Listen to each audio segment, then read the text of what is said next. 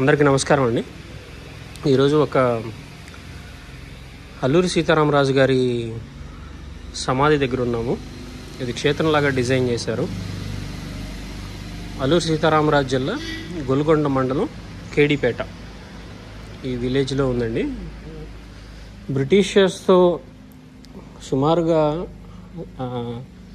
అందరూ స్వతంత్ర పోరాట సమరయోధంకి ముందలే పోరాటం చేసిన వీరుల్లో మొట్టమొదటిగా చెప్పుకోవాల్సింది మన తెలుగు రాష్ట్రాల్లో అల్లూరి సీతారామరాజు గారి గురించి. అల్లూరి సీతారామరాజు గారు ఎప్పుడు కూడా ఈ ట్రైబల్స్ దీంట్లోనే ఉండి వాళ్ళకి చేదోడు వాదోడుగా ఉంటూ అప్పట్లోనే ఉన్నత చదువులు కూడా చదువుకున్నారు ఆయన. సో ఇది ఆయన సమాధి. అలాగే శ్రీ రామరాజు అంటే గంటం దొర గారి అంటే మన అల్లూరి సీతారామరాజు గారికి రైట్ హ్యాండ్ లాంటి ఆయన అనమాట ఈయన. సో ఆయన సమాధి కూడా ఈయన దివ్యక్షేత్రంలో పవిత్ర క్షేత్రం నందు ఇక్కడ చేశారు. సో మీరు ఈ ప్రాంతంలోకి వచ్చినట్టుగా డెఫినెట్గా ఇది చూడొచ్చు. చాలా బాగుంది సెటప్, అదంతా నీట్గా చేశారు. ఎవరిని వచ్చినా కూడా ప్రదక్షిణ చేయడానికి.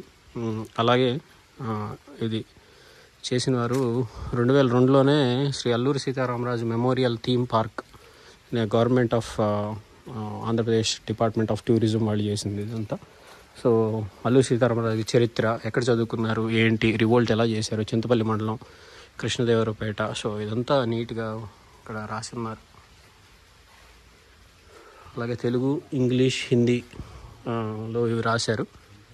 సో 1922లో స్టార్ట్ చేశారు ఈయన. అంటే 1947లో స్వతంత్రం వస్తే 1922లోనే చేశారు. సో ఇదంతా చూడండి, చాలా నీట్గా థీమ్ పార్క్ లాగా డిజైన్ చేశారు ఇదంతా. సో పిల్లలు